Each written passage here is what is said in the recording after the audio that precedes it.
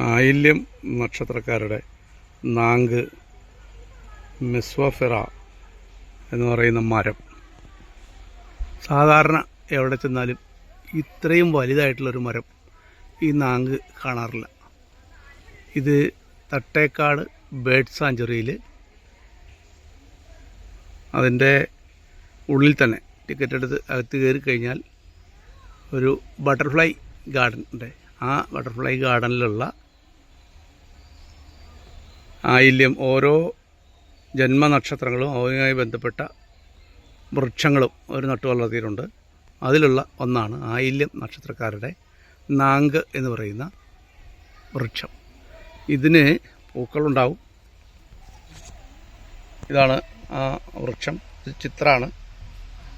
നാങ്ക് ആയില്യം നക്ഷത്രത്തിൻ്റെ ആണത്. അപ്പോൾ അത്